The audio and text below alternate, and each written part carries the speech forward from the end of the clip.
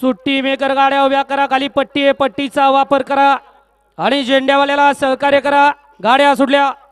स्वयंभू श्री रामेश्वर केसरी भव्य आणि दिव्य अशा भुकुमकरांच्या मैदानातील गाडी क्रमांक 18 सुटला. 18 मध्ये लढत चालू आहे. सुंदर अशी गाडी पडते तिकडे पड्याल तास क्रमांक 4 वरती लवळेकरांची गाडी आहे.